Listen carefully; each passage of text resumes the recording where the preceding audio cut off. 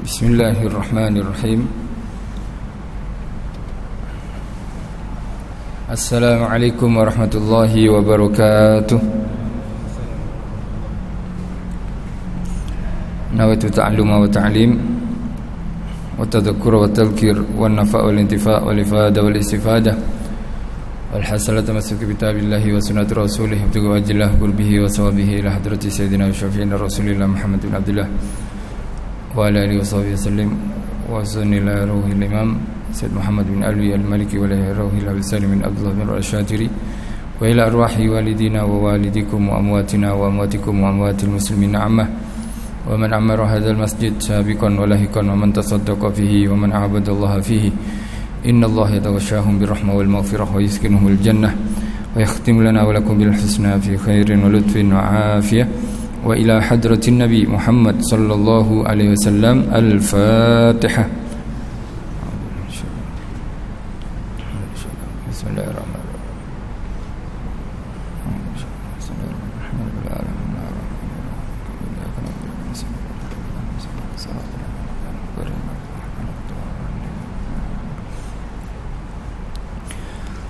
Alhamdulillahilladzi hadana li hada wa ma kunna linahtadiya laula an hadana Allah. Allahumma shalli wa sallim ala sayidina Muhammadin miftahi babi rahmatillah hadada ma fi ilmillah salatan wa salaman daimaini bi dawami mulkillah wa ala alihi wa sahbihi wa mawalah wa la hawla wa la quwwata illa billah. Rabbi shrah li sadri wa yassir li amri wahlul 'uqdatam min lisani yafqahu qawli. Amma ba'du.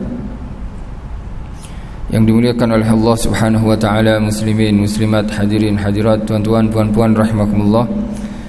Alhamdulillah, segala puji bagi Allah Subhanahu wa taala yang sentiasa memberikan kita nikmat yang sangat banyak.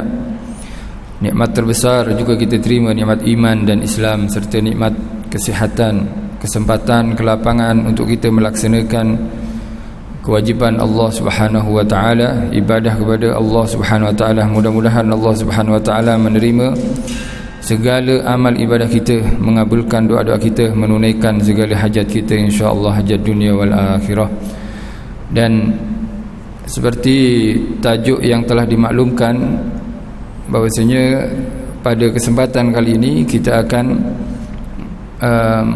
sedikit mengulang kaji tentang hari yang sebentar lagi kita akan menyambutnya, yang tepatnya lagi 2 hari ya.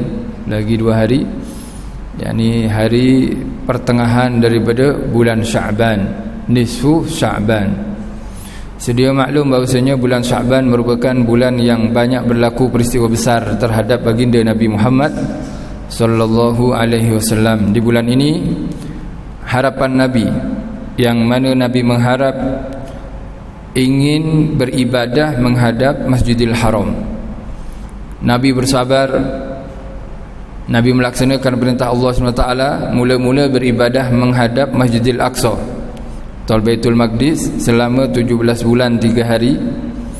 Dan dikatakan oleh Siti Aisyah, Nabi sentiasa melihat ke langit, menanti dan menunggu turunnya wahyu, perintah bila masa akan diperintahkan ibadah menghadap Masjidil Haram. Akhirnya Allah SWT berfirman kepada Nabi, fawalli wajhaka syatral Masjidil Haram, maka hadapkanlah wajahmu wahai Muhammad ke arah Masjidil Haram. Di hari itulah sangat berbahagia Rasulullah sallallahu alaihi wasallam, dan itu berlaku pada bulan Sya'ban. Pada bulan Sya'ban Nabi bukan tak ridha menghadap Baitul Maqdis, tapi Nabi tak ingin anggapan Yahudi itu benar. Orang Yahudi menganggap bahwasanya mereka tak perlu ikut Muhammad, sebab Nabi Muhammad sendiri menghadap kiblat mereka. Istilahnya Yahudi sendiri boleh sampai kepada Allah tanpa perantara Nabi Muhammad sallallahu alaihi wasallam. Mereka beranggapan kita Yahudi tak perlu nak ikut Muhammad. Kita ada kiblat, Muhammad ikut kiblat kita, sepatutnya dia yang ikut kita, bukan kita ikut dia. Ini Nabi sedih akhirnya. Akhirnya Allah SWT, wala sawfa yu'tika rabbuka fatarda, maka niscaya engkau akan diberikan oleh Tuhanmu dan engkau akan ridha. Diberikan apa harapan Rasulullah SAW menghadap Masjidil Haram, dan itu berlaku di bulan Sya'ban. Nabi bahagia di bulan Sya'ban, sepatutnya kita juga berbahagia di bulan Sya'ban. Sebab sebagian orang beriman di bulan Sya'ban sedih, ini jap lagi Ramadan, kurang saya punya income nantinya. Ini bulan Ramadan banyak cuti, yang jual nasi risau. Dan selalunya jual nasi pagi, siang dan petang tak boleh jual sudah. Petang sahaja boleh. Pagi siang tak boleh, rezeki akan berkurang. Sedangkan di dalam hadis Nabi menerangkan di bulan Ramadan akan diluaskan rezeki seorang mukmin. Ini kita ingin mengutamakan yang mana, antara iman atau logik akal kita. Ikut logik akal, matematik selalunya kerja 3 kali, sekarang buat kerja sekali sahaja. Kalau ikut matematik akal, ya sudah, kita akan berkeyakinan kurang rezeki kita. Tapi iman kita wajiblah diutamakan, dan itulah sabda Nabi Muhammad SAW. Termasuk peristiwa yang berlaku di bulan Sya'ban adalah pertengahan di Sya'ban khususnya, wa fi riwayatin di hari Selasa juga ya, turunnya ayat innallaha wa malaikatahu yusholluna 'alan nabi. Allah memberi berita kepada Nabi Muhammad, Allah ya Muhammad dan para malaikatnya sentiasa bersolawat kepadamu. Sahabat mendengar ni, sebelum turunnya ayat ini, sahabat tak tahu Allah solawat ke, malaikat bersolawat ke atas Nabi. Allah ayat ni para sahabat belum tahu lagi.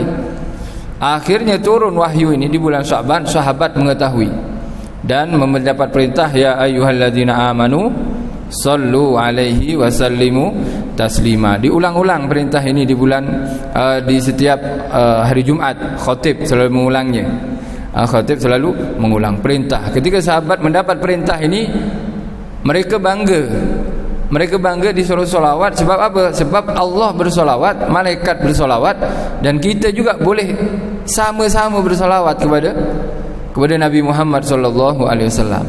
Sebab kenapa? Ketika perintah solat, perintah zakat, perintah kewajipan yang lain, tak ada berita Allah buat perintah itu semua. Yang ni tak ada berita, tak ada hadis Allah solat, Allah zakat, Allah haji. Tapi ketika Allah merintahkan solawat, Allah bagi tahu Allah bersolawat.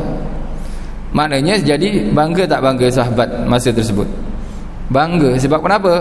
Boleh meniru amalan Allah dan para malaikat. Tapi kita umatnya kurang bangga. Kalau sampaikan satu hadis yang dikatakan wa Sya'ban syahri, dan dan bulan Sya'ban ada bulanku, ustaz, hadis tu dhaif. Maksudnya para ulama Sya'ban syahri, bulannya Nabi, yakni masanya kita solawat ke atas Rasulullah SAW. Sahabat bangga, kita tak bangga. Macam mana kita? Sahabat bangga sebab boleh menyamai amalan Allah dan para malaikat. Kita pula dhaif, tak perlu diamalkan. Tak perlu amalkan macam mana? Sahabat ini mula-mula dengar ayat ini, terus beramai-ramai mereka berlumba-lumba memperbanyak solawat ke atas baginda Nabi Muhammad SAW. Para sahabat tahu bahasa Arab. Yusalluna ala nabi, innallaha malaikatahu yusalluna ala nabi. Ini yusalluna bukan telah bersolawat, bukan, tapi sentiasa bersolawat. Jadi dalam bahasa Arab itu selalu, tak putus-putus. Oleh sebab sahabat ada sebagian yang ragu kepada ilmu dia, kepada pengetahuan dia, sehinggalah bertanya kepada Rasulullah, ya Rasulullah, berapa banyak aku nak bersolawat kepadamu? Ditanyakan, ya semampumu. Kalau seperti itu saya suku. Dikatakan satu yang 24 jam, suku daripada 24 6 ya, 6 jam saya salawat kepadamu ya Rasulullah. Itu baik, tapi kalau tambah lagi lebih baik. Kalau macam tu 12 jam setengahnya, itu baik. Kalau lebih tambah lagi lebih baik. Kalau seperti itu 2/3 sampai 18 jam nak salawat, itu baik. Kalau lebih lagi tambah sampai 24 jam Nabi menggalakkan. Sebab kenapa? Malaikat tak berhenti salawat kepada Nabi Muhammad SAW. Jadi jangan tengok hadisnya Sya'ban syahri, solawat dhaif hadis ni. Tak tengok turunnya ayat ini. Solawat ini berlomba-lomba, beramai-ramai memperbanyak solawat ke atas Nabi Muhammad SAW. Fadilah solawat bukan hadis dhaif, tapi hadis sahih. Kalau tak sahih, khatib tak akan pernah mengulang-ulang kalimat ini atau ayat ini di hari Jumat untuk mengingatkan, hari Jumat hari solawat. Jangan lalai dengan yang lain. Jangan sibuk dengan biryani saja kalau Jumat nih. Ini biryani ada nih ke depan masjid contohnya. Ya, makanan saja yang dipikir, tapi diingatkan oleh khatib tentang solawat ke atas Nabi Muhammad sallallahu alaihi wasallam. Dan itu berlaku pada bulan Sya'ban. Kemudian juga yang penting di bulan Sya'ban ini dikatakan Rasulullah dilihat oleh para sahabat banyak berpuasa. Rasulullah bila ditawarkan makan di pelawa makan, ya Rasulullah tengah puasa. Hari pertama, kedua, sampai seakan-akan Nabi ini 1 bulan puasa bulan Sya'ban pada 1 tahunnya. Pada tahun berikutnya pula Nabi ditanya di pelawa makan pula. Seakan-akan tak pernah puasa Nabi di bulan Sya'ban, tak puasa di 1 bulan Sya'ban. Maknanya apa? Nabi ingin menerangkan bahasanya kadang Nabi yang menerangkan memang Nabi kadang puasa di bulan Sya'ban, kadang tak puasa di bulan Sya'ban. Menerangkan bulan Sya'ban bukan wajib puasanya tapi sunnah. Ditanya Nabi, kenapa ya Rasulullah puasa di bulan Sya'ban? Nabi menjawab, tu'radu fihil a'mal. Dihadapkan, dilaporkan pada bulan ini amal-amal manusia. Fa uhibbu an urada amali wa ana shaimun. Saya suka, saya sangat seronok bila amal saya dilaporkan dan saya dalam keadaan berpuasa. Dan laporan amal ini ada yang harian, ada yang mingguan, ada tahunan. Seperti kita kerja di office. Jadi ada laporan harian. Siapa hari ini tak kerja, apa yang dia buat, semua dia punya staff pekerja semua ada laporan dia. Ada mingguannya. Sama dengan laporan amalan kita kepada Allah SWT setiap hari, pagi dan petang. Malaikat yang bertugas di siang hari akan mencatat amalan anak Adam di sepanjang siangnya, dan malam hari di sepanjang siangnya. Tukar. Ketika mereka tukar tugas, tukar shift, tukar tugas, maka yang satu bawa amalan harian dihadapkan kepada Allah SWT pagi dan petang. Oleh sebab itu pagi dan petang jangan dibuat lalai daripada berzikir kepada Allah Subhanahu Wa Taala. Ada yang mingguan, yakni hari Kamis dan hari Isnin. Hari Isnin Nabi kadang berpuasa, hari Kamis pun Nabi berpuasa. Dikatakan termasuklah di hari Isnin Nabi dilahirkan, dan di sana di hari tersebut amalan dilaporkan juga. Ini yang mingguan. Sehinggalah Nabi suka bila laporannya diangkat ketika Nabi berpuasa. Dan jangan kita jadi penjahat ketika hari Isnin dan Kamis ni. Kalau nak jadi penjahat, cari hari lain. Sebab kenapa? Itu masa laporan, hari laporan. Hari apa Ustaz boleh buat jahat? Ya carilah selain hari Isnin, Selasa, Rabu, Kamis, Jumaat, Sabtu, Ahad. Ini selain 7 hari ini, jadilah penjahat. Tak ada masalah. Nak buat apa silalah. Janji bukan di 7 hari. Istilahnya kalau nak jahat sangat tu, janganlah. Ya. Kadang kita kan terlupa juga. Jaga di hari Isnin dan di hari Kamis. Sebab kenapa? Amalan mingguan kita akan dihadapkan. Bila Allah seronok melihat amalan kita, diampuni semuanya. Sebab kenapa? Kan Allah melihat ketika catatan yang harian, ya, permulaan pagi orang ni ibadah kepada Allah, kemudian petangnya di ibadah, Allah tak tengok yang tengah-tengah ni. Apa permulaan? Dimulai dengan apa? Solat tahajud, solat jamaah, subuh, zikir. Oh ya, lepas tu petang nak siap-siap nak pergi masjid.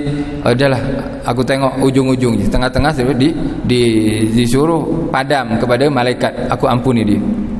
Sama dengan hari Isnin dan Kamis, kita perbaiki di hari tersebut. Oleh sebab itu Nabi puasa kadang, ya, bukan. Kenapa Nabi kadang puasa, Ustaz? Saya nak kadang-kadang. Tak, Nabi itu supaya tak memberikan kesan wajib nantinya.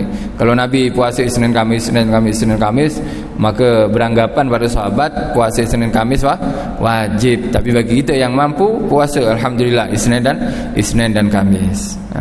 Jadi di bulan Sya'ban juga dihadapkan amalan seseorang, insya-Allah. Jauhkan maksiat, bukan zakat Ramadan saja, Sya'ban juga jangan kita bermaksiat. Baik. Kemudian juga yang yang berlaku di bulan Sya'ban selain amalan akan diangkat adalah tuqaddaru fihal a'mar. tuqaddaru fil a'mar, dibatasi atau dikirakan di bulan ini umur seseorang. Umur, Ustaz, umur bukan sebelum lahir tak? Sebelum lahir lagi. Itu umur kita sepanjang hayat. Tak, maksudnya ini 1 tahun ni, siapa yang akan mati dalam tahun ini, mudah-mudahan kita semua panjang umur insya-Allah dalam keadaan sehat walafiat sampai bulan Ramadan, sampai banyak-banyak Ramadan insya-Allah dalam keadaan taat kepada Allah Subhanahu Wa Taala insya-Allah. Jadi di bulan Sya'ban Israel akan menerima senarai, dikatakan ya, menerima senarai orang-orang yang akan meninggal tahun ini. Fulan bin Fulan, Fulanah bin Fulan, binti Fulan contohnya. Ditulis semuanya. Oleh sebab orang dulu mengatakan apa, bulan Sya'ban ini nyawa tu rapuh. Nyawa tu tak rapuh ni, tak kuat. Ramai orang meninggal bulan Sya'ban. Kalau nak dibandingkan antara meninggalnya manusia di bulan Sya'ban, Ramadan dan Syawal, bulan Sya'ban lagi ramai. Ini semalam dah mendengar ada yang meninggal di Kota Damansara. Lepas tu paginya di Rawang pun ada juga. Istilahnya kita yang dekat-dekat ni ada saja yang meninggal. Tapi mudah-mudahan kita umur panjang semua dan keluarga kita insya-Allah.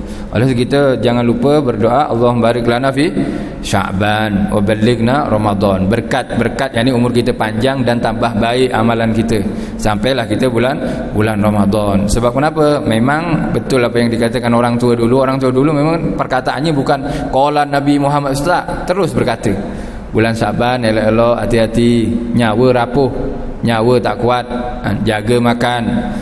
Kalau dah tahu darah tinggi, jangan makan kambing golek saja, tergolek kadang-kadang. Istilahnya bukan seperti itu. Alhasil kita kena jaga amalan kita. Dan juga yang penting adalah yang berlaku juga, yang peristiwa yang paling besar di malam setengah Sya'ban, nisfu Sya'ban disebut. Ini tajuk. Ini baru masuk kita ni. Tapi insya-Allah azan kita berhentilah. Dan saya akan kongsikan di sini beberapa hadis yang disampaikan di dalam kitab yang nama tajuk kitab ini Madza fi Sya'ban. Ada apa dengan Sya'ban? Atau ada apa di dalam bulan Sya'ban? Kitab ini karya, salah satu karya daripada muhaddis kota Mekah, Sayyid Muhammad bin Alwi Al-Maliki, tokoh ahli sunnah wal jamaah. Dulu jadi musnid dunia. Istilahnya rujukan ahli sunnah wal jamaah. Siapa ahli sunnah ini? Ahli sunnah, orang yang berpegang teguh pada sunnah, pada Nabi Muhammad, sunnah Nabi, perbuatan Nabi, pengiktirafan Nabi atau penetapan daripada Nabi Muhammad sallallahu alaihi wasallam. Ahlus sunnah wal jamaah. Jamaah itu siapa? Jamaah para sahabat. Jadi bukan setakat amalan Nabi saja, tapi amalan para sahabat juga mereka jadikan dalil, sebagaimana dikatakan oleh Al-Imam Malik. Imam Maliki, mazhab Maliki berkata, amalan ahli Madinah yang hidup di zaman Rasulullah sallallahu alaihi wasallam boleh dijadikan dalil, sebab mereka penduduk Madinah tak belajar, tak beribadah, tak beramal, melainkan dapat ajaran daripada Rasulullah. Istilahnya mereka ni semuanya sikot yakni jujur, dipercaya, dapat dipercaya.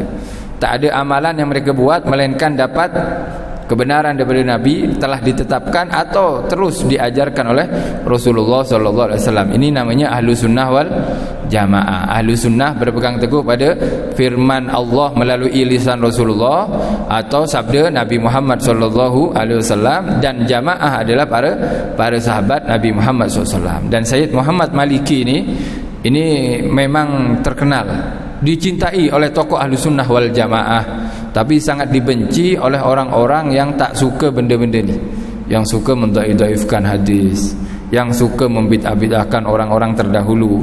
Ini benci sudah, bahkan dihukumi kafir Sayyid Muhammad Maliki, musyrik dia, kafir, naudzubillah min zalik. Kita Ahlussunnah wal Jamaah tak pernah mengkafirkan atau memusyrikkan orang, sebab kita tak tahu i'tiqad dia, dia.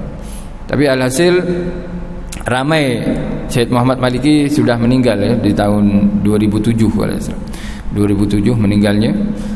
Ramai anak muridnya yang jadi guru besar di pelosok dunia, di Afrika, di Yaman, di Indonesia, termasuklah di Malaysia ada sebahagiannya anak murid daripada Sayyid Abuya Maliki. Anak muridnya masya-Allah mudah untuk berjumpa Rasulullah sallallahu alaihi wasallam. Sebab kalau belajar kat beliau kan, tak boleh di bawah 15 tahun. Jadi kalau dah belajar kat beliau paling kurang 17 tahun. 17 tahun ini bukan boleh balik, tak boleh balik. 17 tahun tak balik-balik. Jadi masa belajar tu tak ada janggut, balik-balik janggut putih sudah. Ini anak saya ke atuk saya ni. Tapi Islam memang lama, tak boleh balik, lama. Dan semua pelajarnya senang nak mimpi Rasulullah. Ada seorang guru besar di Jawa Tengah, Indonesia, setiap malam mimpi Nabi. Orang kalau nak bertanya tentang Rasulullah kepada Nabi, tanya kepada kiai ni. Kiai tolong tanyakan apa pendapat Nabi, saya nak buat madrasah ni. Nanti dia tanyakan kepada Rasulullah. Sebab kenapa? Sebab didikan daripada Sayyid Abuya Maliki. Baik. Ini kitab beliau yang tajuknya atau judul daripada kitab ini, nama dari kitab ini adalah Madza fi Sya'ban. Ada apa di bulan Sya'ban. Baik. Saya nak kongsikan dua hadis sahaja di sini. Pertama, Bismillahirrahmanirrahim. Akhrajat Tabrani wa Ibn Hibban. Diriwayatkan oleh Imam Tabrani dan Ibn Hibban an Mu'adz bin Jabal, daripada sahabat Mu'adz bin Jabal radhiyallahu taala anhu. Ani Nabi sallallahu alaihi wasallam qala yattali'ullahu ila jami' khalqihi lailatan nisfi min Sya'ban fayaghfiru li jami' khalqihi illa lil musyrikin aw musahin. Allah Subhanahu wa taala, Nabi Muhammad SAW bersabda, Allah Subhanahu wa taala akan memberi perhatian khusus atau memperhatikan, Allah akan memperhatikan kepada semua makhluknya di malam nisfu Sya'ban. Di malam nisfu Sya'ban ditengok dengan perhatian khusus, tak seperti biasanya Allah Subhanahu wa taala. Baik. Fayaghfiru jami' khalqih, maka Allah akan mengampuni semua makhluknya. Diampuni, istilahnya Allah akan menurunkan hujan. Ni tadi ni hujan lebat ni. Ni hujan air. Tapi nanti kalau di malam nisfu Sya'ban bukan hujan air, tapi hujan ampunan daripada Allah Subhanahu wa taala. Orang yang hidup mukmin, iman kepada Allah di malam tersebut, majoritinya semuanya dapat ampunan, kebasahan. Kebasah sebab basah dengan ampunan Allah SWT. Allah SWT akan mengampuni semua makhluknya, melainkan dua ni. Dua orang yang memiliki dua sifat ni. Jangan sampai kita ada sifat ni. Yang pertama, illa li musyrikin, melainkan kepada orang musyrik. Orang musyrik, orang yang menyekutukan Allah Subhanahu wa taala, berkeyakinan ada yang memberi manfaat selain Allah, itu termasuk musyrik. Yang menyembah patung, berhala, itu yakinlah. Atau menduakan atau mengatakan Tuhan lebih daripada satu, itu memanglah musyrik dan kafir. Ada juga orang yang berkeyakinan makan obat tu yang obat tu yang menyembuhkan. Ini hati-hati. Kena hati-hati. Kita beriktikad obat adalah wasilah sahaja, perantara sahaja. Walaupun kita kadang tersilap, tapi alhasil kalau sengaja itu yang bahaya. Kalau tersilap ya dimaafkan nantinya. Ada juga orang yang berkeyakinan di benda-benda sesuatu boleh beri manfaat. Ada sebagian orang bercakap, saya kalau pakai cincin ini, batu seperti ini, kalau niaga pasti licin saya punya barang niaga. Pernah sekali saya niaga tak pakai cincin, tak ada yang nak beli niaga saya. Jadi cincin ni memang menarik hati orang, memberi kemurahan rezeki. Nauzubillah min zalik. Tak ada benda seperti ini. Kalau perantara mungkinlah. Kalau perantara benda tersebut Allah beri berkat. Contohnya seperti apa? Seperti Sayyidina Khalid bin Walid yang menyimpan rambut Rasulullah sallallahu alaihi wasallam. Tapi Sayyidina Khalid tak berkeyakinan. Sayyidina Khalid ni mengharap mati di peperangan, tak mati-mati dia. Perang berapa kali tak mati-mati dia. Ingin syahid, tak syahid-syahid. Akhirnya meninggal di atas tilam dia. Apa rahasianya? Salah satu rahasianya, Sayyidina Khalid bin Walid menyimpan satu helai rambut Rasulullah sallallahu alaihi wasallam. Tapi Sayyidina Khalid tak berkeyakinan ni rambut ni menyelamatkan aku, memenangkan aku bila perang. Tak ada berkeyakinan seperti itu. Ini rambutnya orang yang dicintai oleh Allah. Berkat rambut ini Allah memberi pertolongan dan kekuatan dan kemenangan. Ini akidah Ahlussunnah wal Jamaah. Jadi kalau ada orang seperti Sayyidina Khalid bin Walid, ni rambut siapa? Rambut Nabi, musyrik. Tak ada macam ni. Mana ada Ahlussunnah tak seperti itu. Ini rambut ini siapa? Ini selendang siapa? Syal siapa? Syal guru saya, syal seorang ulama besar. Dengan syal ini ada berkatnya, sebab syal itu dibuat ibadah, Allah cinta. Orang yang memakainya diberi pertolongan oleh Allah Subhanahu wa taala. Oleh para ulama kadang memandang pandangan seseorang tu boleh nampak. Orang-orang yang kasyaf ya, yang percaya kasyaf lah, Ahlussunnah wal Jamaah percaya semua kasyaf. Dibuka hijabnya, nampak pakaian sama, pakai jubah, pakai serban, pakai syal, semua aksesori lengkap, aksesori dia lengkap. Tapi yang satu terang, yang satu gelap. Ditanya kenapa? Yang ini pernah dipakai ulama, dipakai jumpa dengan ulama yang lain, dibanggakan. Yang satu lagi beli kat pasar, biasa je, tak pernah buat ibadah lagi. Yang satu dah banyak kali dibuat ibadah. Oleh sebab tu kain ihram, kain ihram kita ni yang kita buat berpeluh, kita buat penat-penat, pusing tawaf, lebih-lebih kalau haji, sa'i, wukuf di Arafah dan semacamnya, jangan dibuang. Itu kesan ibadah kita, Allah suka. Kebanyakan daripada mereka disimpan. Bukan kita tak ada duit nak beli kafan, tak, buat kafan disimpan, dibuat kafan. Jadi bukti nantinya itu adalah kita pernah melaksanakan haji atau umrah. Alhasil orang musyrik tidak akan dapat diampunan oleh Allah Taala. Yang kedua, musyahin. Musyahin ini ada beberapa sarahan daripada para ulama arti. Yang pertama adalah munafikun syarirun yab'asu syigaq, orang munafik yang keji, yang suka melaga-lagakan orang, mengadu domba. Ini musyahin, yang suka adu domba. Macam mana adu domba, Ustaz? Dia cakap keburukan orang lain. Fulan, kalian ini, wahai rakyat-rakyat, kalian telah ditipu oleh fulan. Ini adalah penipu, pembohong, perampak, pencuri, macam-macam lah. Supaya apa? Supaya kita benci dia. Jadi memberikan perkataan atau tulisan yang membuat orang benci kepada saudara sesama muslim. Ini bahaya, musyahin. Musyahin ini jangan sampai berlaku pada kita. Mengadu domba antara suami isteri sama, antara adik-beradik sama. Tadi aku nampak suami kau inilah jalan dengan perempuan, padahal jalan dengan adik dia, jalan dengan adik dia. Lepas tu macam mana? Jalan makan sama di kedai, belanja suami kau, dipeluk, sampai dipeluk tu perempuan. Nyama isteri dah cemburu kan, dia terus ambil sound system terus angin istilahnya, tak tabayun dulu. Ini orang seperti ini bahaya. Tak tahunya adik bungsu dia jumpa suaminya, yang ini adik bungsu suami, belanja, dipeluk, rindu, kan biasa sudah, kan itu mahram kan. Istilahnya orang seperti ini yang suka melagakan seperti ini tak akan basah daripada hujan ampunan Allah SWT di bulan di nisfu Sya'ban. Baik. Itu hadis yang pertama. Baik, hadis yang kedua. Warawal Baihaqi min hadis Sayyidah Aisyah radhiyallahu anha. Riwayat daripada Imam Baihaqi daripada hadis Siti Aisyah radhiyallahu anha. Tadi daripada Sayyidina Mu'adz bin Jabal, dan ini daripada Siti Aisyah radhiyallahu anha. Anna Rasulullah sallallahu alaihi wasallam qala atani Jibril alaihi salam faqala hadhihi lailatun nisfi min Sya'ban walillahi fiha utaqa'u minan nar bi'adadi syu'uri ghanimi kalbin wa la yanzurullahu fiha illa limusyrikin wa la ila musyahin wa la ila qati rahim wa la ila musbirin wa la ila akin liwajh wa la ila mudmirin khamrin.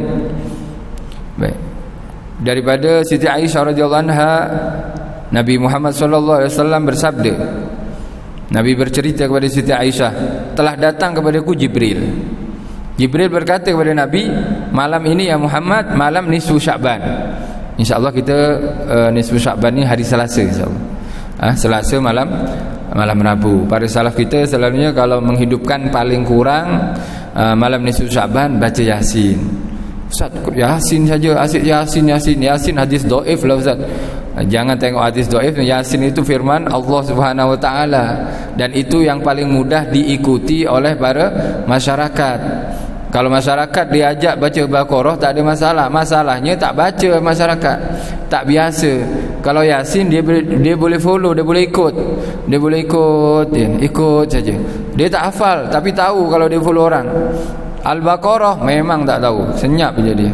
Masalahnya kalau baca Al-Baqarah khatam Quran afdal. Tapi ada salaf, sebab semua orang tu tak satu level, jadi kita turunkanlah kita punya ego kita ni, turun sama. Bukan kita tak tahu baca Quran, kita tahu baca Quran, tapi tengoklah orang yang tak pandai baca Quran, akhirnya baca Yasin mereka. Baca berapa kali? 3 kali selalunya. Dibaca 3 kali. Yang pertama niat panjang usianya, panjang umurnya. Al-Fatihah ayat ni, saya niat baca Yasin dengan niat panjang usia dalam kesehatan dan taat kepada Allah. Al-Fatihah, Yasin terus, dan Yasin lah, Fatihah dan Yasin. Yang kedua, niat luas rizkinya. Yang kedua, selepas Yasin, saya baca Yasin dengan niat luas rezeki saya daripada halalan thayyiban, yang tanpa dihisab di akhirat. Al-Fatihah dan Yasin 2 kali. Yang terakhir apa? Niat husnul khatimah. Al-Fatihah dengan niat Allah SWT mengakhiri hidup saya dengan iman yang sempurna, dengan keadaan husnul khatimah. Al-Fatihah dan Yasin terus. Kan seronok hidup, dah panjang umurnya, taat pula tu, sehat, banyak duitnya, lepas tu matinya husnul khatimah. Ini yang kita harapkan. Sebab kenapa? Memang dalam satu hadis, dalam satu riwayat, Sayyidina Ali, Sayyidina Abu Bakar bila malam nisfu Sya'ban tak tidur satu malam, dia menghidupkan malam tersebut. Dan mereka mengatakan Nabi bersabda 5 malam Allah tak akan menolak doa seorang hamba di malam tersebut. Termasuklah malam pertama, yang pertama 5 malam, ada 5 malam. Sebab saya tengok Muslimat tulis 5 malam, saya ucapkan semua. Ingat nak saya nisfu Sya'ban saja. Baik, malam yang pertama adalah malam pertama bulan Rajab. Ni dah lepas. Yang kedua, malam nisfu Sya'ban. Ni insya-Allah hari Selasa. Yang ketiga, malam raya Aidul Fitri. Malam raya Idul Fitri. Selepas kita dapat Lailatul Qadar, insya-Allah dapat lagi tahun ni, kita rayanya hidupkan lagi dengan ibadah. Kemudian Lailatul Nahri, malam raya korban. Malam raya korban itu termasuk dikabulkan doa. Oleh itu kita ada zikirnya apa? Takbir lah paling kurang, takbir, dan ibadah-ibadah yang lain. Yang kelima, malam yang pertama, malam pertama bulan Rajab, malam nisfu Sya'ban, malam raya Idul Fitri, malam raya Idul Adha, dan malam Jumaat. Dan malam Jumaat. Malam Jumaat ni setiap minggu kita jumpa insya-Allah. Tapi wallahualam malam Jumaat akan hadapan ini kita tak tahu lagi lah. Yang lepas ni kita yakin dah jumpa. Tak tahu buat apa malam Jumaat lepas. Tapi akan datang ni kita tak tahu, sebab umur tak ada yang tahu. Yang kita tahu, kita boleh minta saja kepada Allah, mudah-mudahan Allah panjangkan usia kita dalam keadaan sehat walafiat dan taat kepada Allah insya-Allah. Baik. Jadi Jibril bagi tahu malam ini adalah ya Muhammad malam nisfu Sya'ban, dan Allah pada malam tersebut, malam ini akan memerdekakan hamba-hambanya seramai bilangan bulu kambing kabilah Bani Kalab. Bani Kalab ini adalah orang-orang di zaman Rasulullah, orang-orang dahulu ni. Bani Kalab orang-orang kaya. Dulu kalau dikatakan kaya tu banyak ternaknya, banyak haiwan. Kalau sekarang, kalau rumah ada Ferrari tu kaya lah kalau sekarang. Kalau dulu kambing, unta kan. Bani Kalab ni satu orang tak lepas 100 ekor. Itu satu kabilah, satu kampung Bani Kalab. Jadi satu orang tu paling minimum lebih dekat-dekat 100 ekor. Ada yang sampai beratus kambing ni. Jadi bilangan yang akan dimerdekakan oleh Allah daripada api neraka sebanyak bulu kambingnya, bukan jumlah kambingnya, bulu kambing, bukan seekor, tapi bulu kambing siapa? Bani Kalab, sangat banyak. Bulunya sangat banyak dan ramai akan dimerdekakan oleh Allah SWT.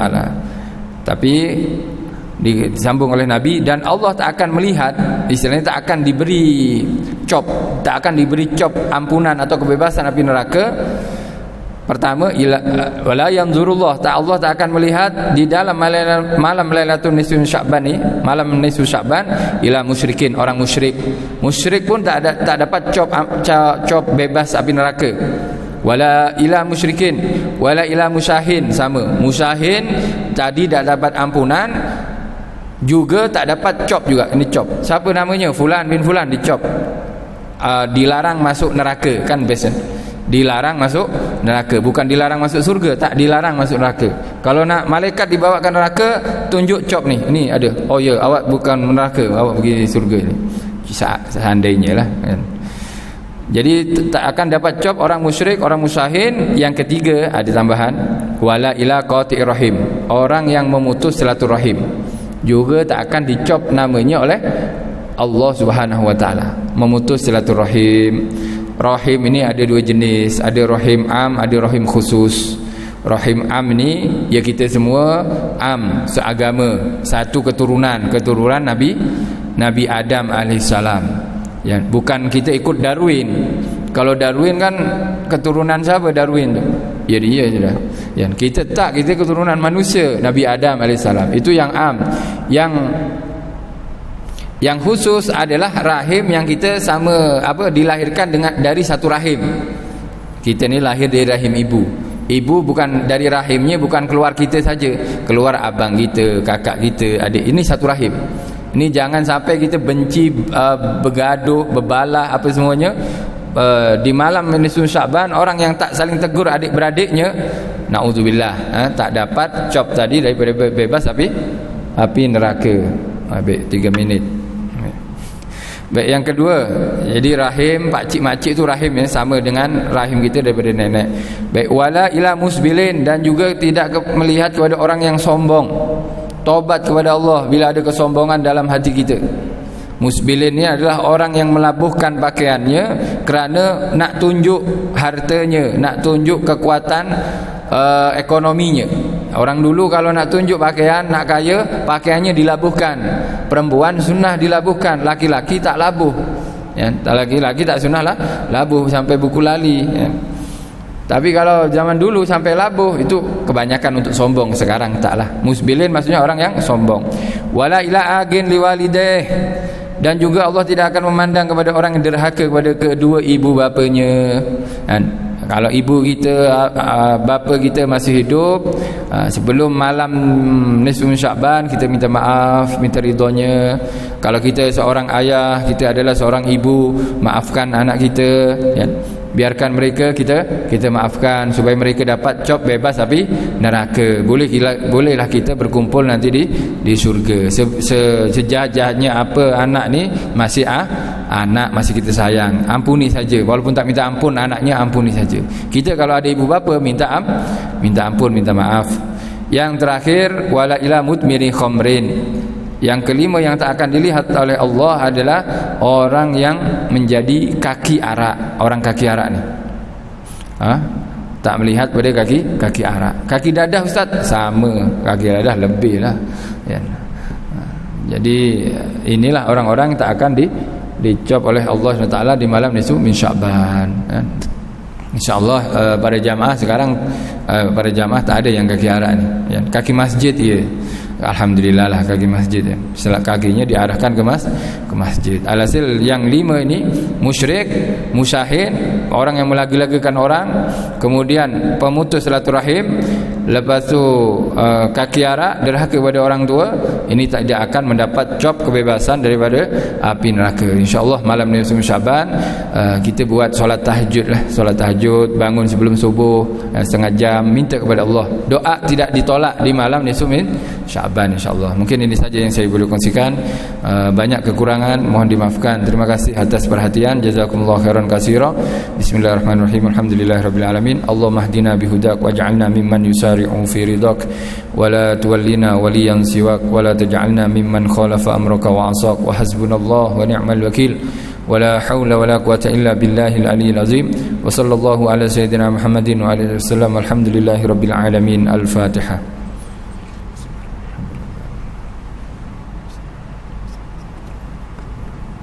Wabillahi taufiq wal hidayah wal ridha wal inayah. Assalamualaikum warahmatullahi wabarakatuh.